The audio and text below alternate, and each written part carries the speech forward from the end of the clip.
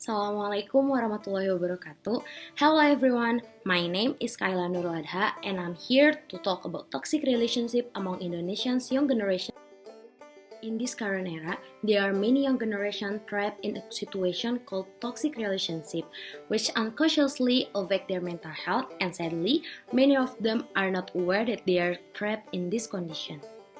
To find out if we have been trapped in a toxic relationship, first we must know what a toxic relationship is.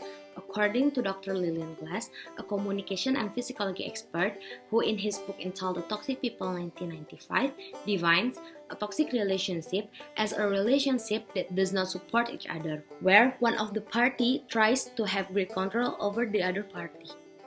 Toxic relationships do not only occur in romantic relationships, but can also occur in a family, friendships, and professional relationships. Generally, everyone wants to have a good romantic relationships.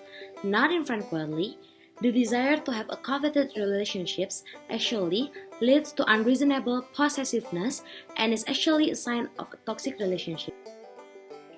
Other characteristics of a toxic relationships are: first, always feel not enough. In a toxic relationships, they will always feel less. They think they don't deserve to be side by side with their lovers. Second, isolated from the outside world. Those in this situation like to control their partner's life by setting unnatural boundaries, so they are not comfortable and free to be able to express and socialize with others. Third, poor communications. Mutual respect is an absolute thing in relationships. In toxic relationships, this doesn't apply because there is a sense of wanting to win yourself when there is a debate. It is not words of advice and criticism that are received, but words of condemnations that are received. This then leads to a reluctance to open up to each other, leading to poor communications. In addition, what is worse is not only verbal violence that is felt in a toxic relationships, but also physical violence that must be addressed immediately. If the things I mentioned above relate to your current situations, please be aware and get out of the relationships immediately. Your mental health is much more important. There are still many people out there who cares about you. You know which is more valuable and you deserve better. For those of you who want to leave but are still confused about how to do it, I will give you some tips. First, looking for help. People in toxic relationships need help from friends, family, and professionals to commit to change. Changing is a process and not just a decision. People often return to toxic relationships sometimes because they are familiar and therefore comfortable. They know no one else but their broken self. Keep in mind that you may need to seek help several times for a long period of time, and that's okay. People in toxic relationships need rehabilitation, a process that takes time.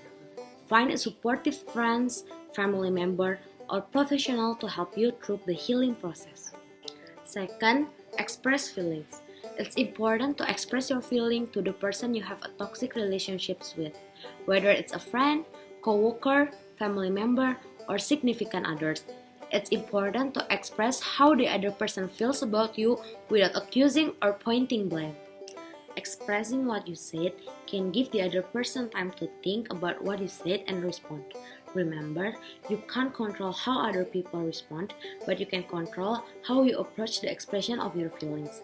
Perhaps the toxic partner will become defensive or angry and make the choice to leave the relationships, or maybe he will try to make amends. Regardless of their response, expressing their feeling is an important step in repairing or leaving relationships. Third, make a decision. After expressing your feelings, decide whether the relationship is worth fighting for or if it might be better without this person. Think about how that person would react when you express your feelings. If the person takes your word for it and apologizes or agrees that there's a big problem and need to seek help, maybe the relationship is worth fighting for. The person might benefit from going to therapy or taking steps to gain self-awareness and insight into their toxic behavior. It is important to not let the person repeat their toxic behavior. Fourth, surround yourself with a positive environment. Once you've made the decision whether to leave or to repair your relationships, it's important to surround yourself with positivity and practice self-care. Spend time with people that makes you feel good, treat yourself with your favorite meal, spend time outdoors, or do whatever that makes you feel happy. Going through a tough time in relationships can cause untold stress. It is important to try to replace negative emotions with positive ones. Once again, if you feel like you were in that situations, please find someone who can help you get out from that situations. Okay guys, that's all from me. Hope you all enjoyed this video. Thank you. Wassalamualaikum warahmatullahi wabarakatuh. Bye bye.